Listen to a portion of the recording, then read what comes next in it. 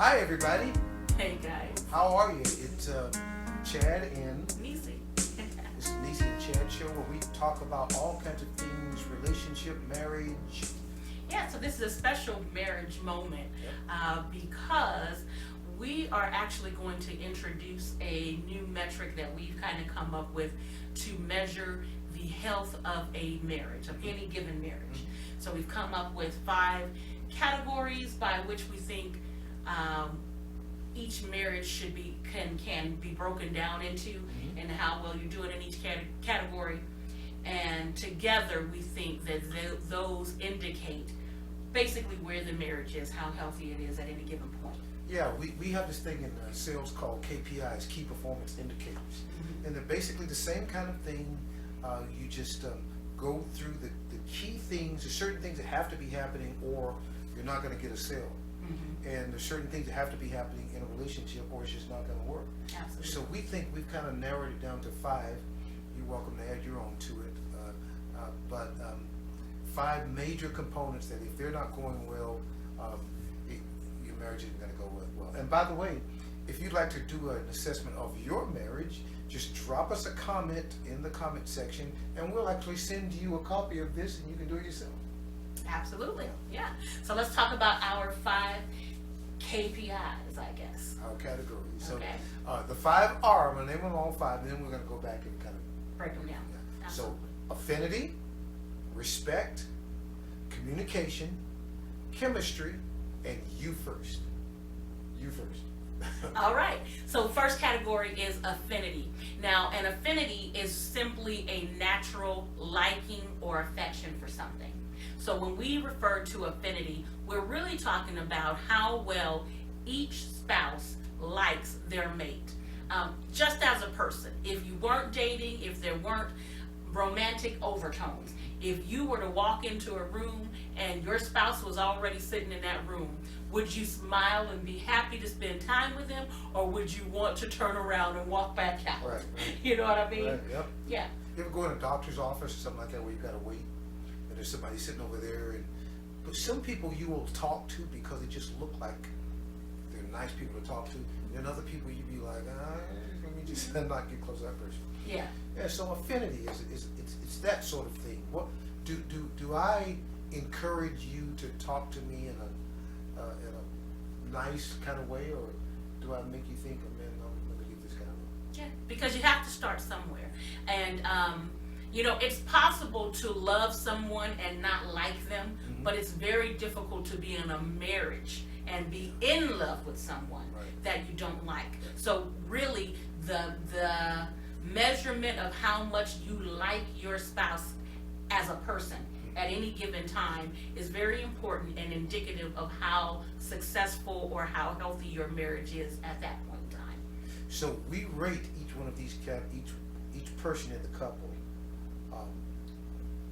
in a system of 1 to 5. So 1 being really bad, 5 being really good. So you want to get an affinity score of 3 or better. Well, I think at any score you want to be 3 or better. So individually we're gonna look at where the wife is, where the husband is, and then we're gonna do an average. And so if today I'm at a 5 with Chad and he's at a 3 with me, we are at an average of 4. Okay, but still in a very healthy place. Okay, so that's affinity. That's our first category. Second category is RESPECT. I thought Aretha was here. I know. Respect. Yeah. You told us when you had skills. I told you, man. But they're not buying it. Even Barry Gordy was like, no. But so respect. Respect is a big word, but we're going to narrow it down to this. I value you as much or more than I value myself. Not just your opinion, not just your this or that. I value this person. Respect what you have to say, even if what you have to say is something I didn't agree with or something I don't want to hear. If you're telling me, I have to know inside, I think this is a part of respect, that she means me no harm, even if what she says to me might hurt me or whatever. I know that she means me no harm. So I can hear what she's saying and take it in, because there's a good chance that there's some truth to it. It's only going to make it better. Yeah. So respect absolutely governs how you treat your spouse, and so it really, I want to talk about, in that I want to include not just respect for the spouse, but respect for the relationship, respect for the household, respect for the things that my spouse values. You see what I'm saying? It really sort of disseminates throughout so many other things. But having a level of respect for that other person should govern how you treat them, how you speak to them, how you represent them in public. All of these things get factored in. But if there's a lack of respect, then there's a lack of care in how you treat them or the relationship. Right. Yeah, the Bible admonishes us in a couple of different places to do unto others as we have them do unto us. That is the ultimate of respect right there. If I'm not willing for someone to do whatever it is I'm about to do to you, to me, I shouldn't do it. And the same goes with treating, saying, thinking. Absolutely, yeah. So basic definition for respect is just to hold something in high regard, and that's the way we've got to treat our spouses. So the degree to which you are conscious of that and you're willing to do that is going to really have an effect on the health of your marriage. Bottom line. The whole thing. Yep. Absolutely. So next is. So we've had affinity, we've had respect. The next one is communication. Communication, absolutely. Wait, let me make a phone call. I'm just kidding. And one of the things we talked about is communication is more than just talking all the time. Right. Some people think that just because their mouths are moving, they are communicating. But communication has to be open, it has to be honest, and it has to be sincere. And I think sincerity is probably the biggest thing, because I think a lot of times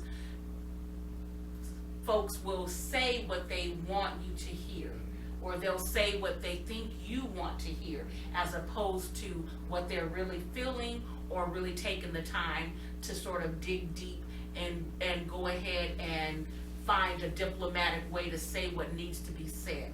Sometimes you can talk something to death without actually getting to the root of it, because both parties aren't being open, honest, or sincere. Right. So another big part of communication is not just the talking part, but the listening part. You have to listen with a certain sincerity in your attitude that says, I'm not just waiting to throw something up in your face. I have to be really listening to what it is you're saying. Lately I've heard a lot of people talking about not liking to be confrontational. And sometimes a confrontation. That's just what the video needed. Speed racer in the background. Sorry. So sometimes a confrontation is a learning opportunity, and just because someone is not agreeing with you doesn't necessarily mean that that's a bad thing. It could be something that makes things better. I mean, if you take some of the most incredible inventions or accomplishments that humans have made, you will find that from the time whoever it was did, let's say Bill Gates, for example, he's the Microsoft guy. Do you really think that he thought of the whole Microsoft computer thing at once? Or do you think he talked to this guy who said, you know what, that sounds good, but let's try this? And someone else said, you know what, this sounds good. So he took all of those things together and now has the empire of Microsoft that we're talking about. That's how it works, maybe on a smaller scale, but that's how it works in our marriages. We have to be willing to hear things that we may not necessarily like from this person that I know means me no harm, which we talked about in respect. And being able to do that helps the communication, because sometimes it's just going to be confrontational. Well, the truth of the matter is, over the course of your marriage, you are going to face difficult situations. And sometimes difficult situations require a difficult conversation. A lot of times, things become worse than they have to be because everyone's afraid to have the conversation, because it's uncomfortable. But you know what?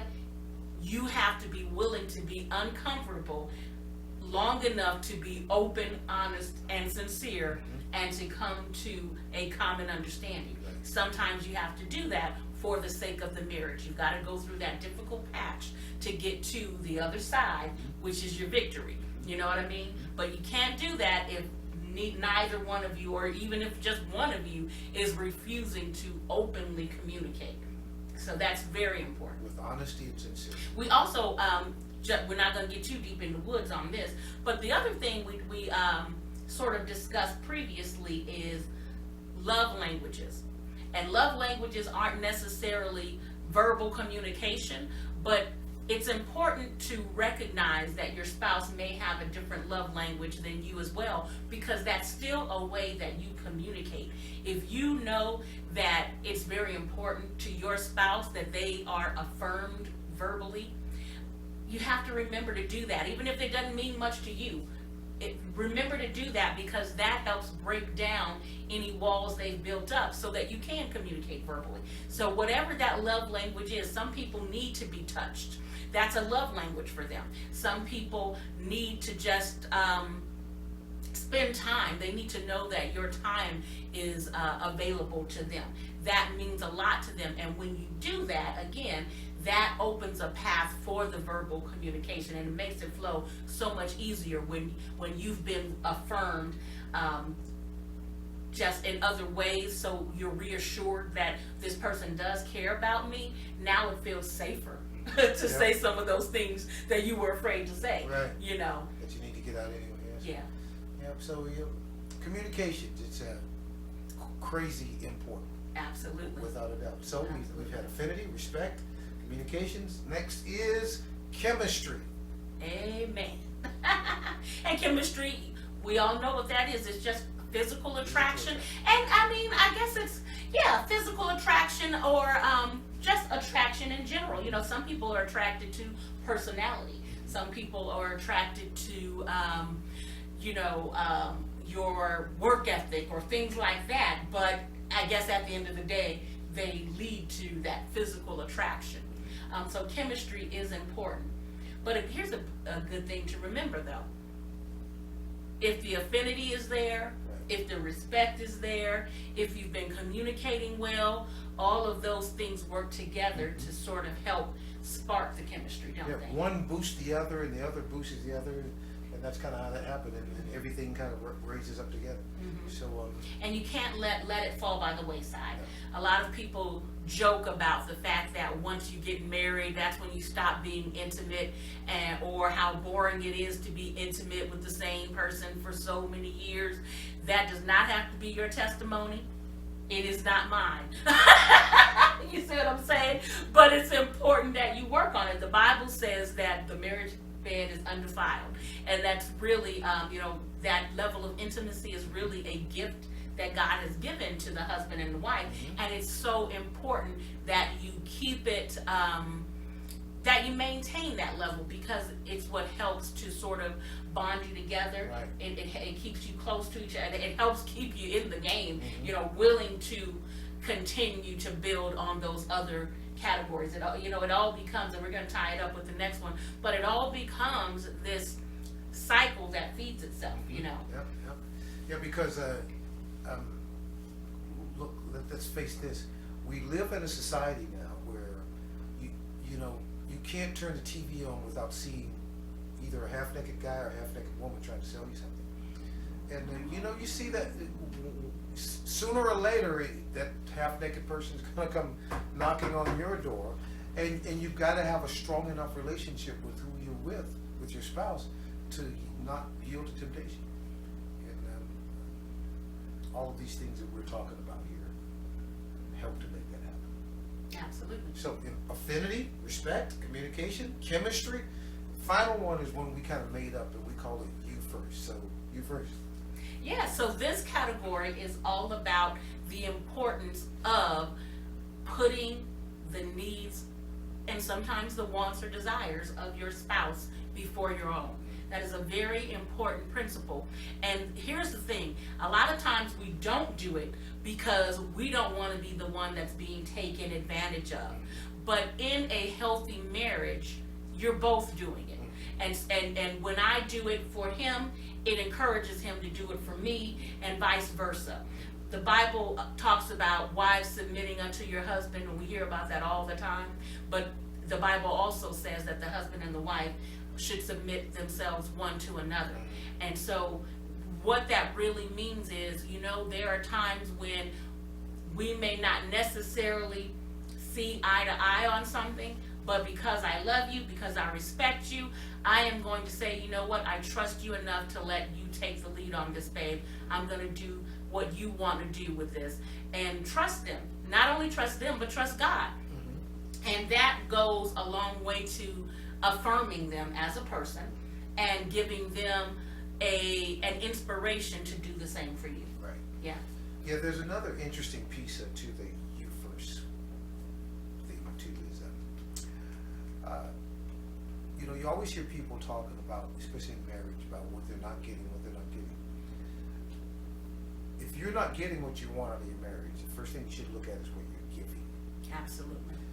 That's what the you first is all about. I cannot sit back and constantly complain about what's not happening, because one of the things I've found out is no matter how good you think you are, whatever it is you do, somebody out there is going to be better, and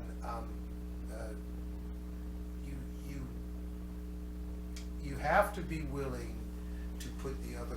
If I've got complaints about you, I guarantee you've got some about me. We may not be communicating well about them, but they're there. I can't just sit back and think, well, the problem we're having, or all you, or whatever. You can't do that. You've got to be willing to look in the mirror for the problems first, and you'll find that 9 times out of 10 it's going to work out better, and the two of you get closer going through those journeys together.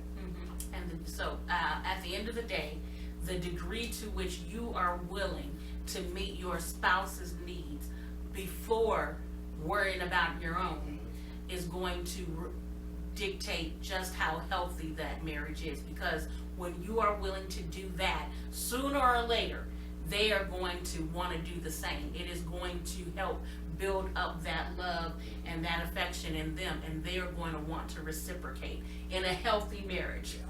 That's what's going to happen. And so that's the final key. That's the capstone, I suppose. That's really, that's when you get to healthy level. Right. You know what I mean? And again, it all just then begins to cycle. So we believe those are the things that it takes to put your marriage in a healthy place. Okay? So again, on our scale, we're grading each one from 1 to 5, averaging between the two marriages, or the two spouses. And so that would give you a maximum score of 25. So 25 is Perfect. Smooth sailing. Smooth sailing. 25 is smooth sailing. And then I guess, you're going to go in increments of 5. You get the point. But that's what we believe it takes to keep your marriage nice and healthy. And so, again, if you got some questions about that, or if you'd like us to send you the breakdown, we'd be happy to do that. Put that in the comments. Go ahead and like, share, all those good things. Now what we're going to do another video, and that video is going to take these principles, take the same metric, and we're going to apply it to our season 12 couples of Marriage at First Sight. So, when you're done with this video, check that one out, okay? Keep on rolling. Keep on rolling. And thanks for tuning in. Love you guys. Bye-bye. Bye.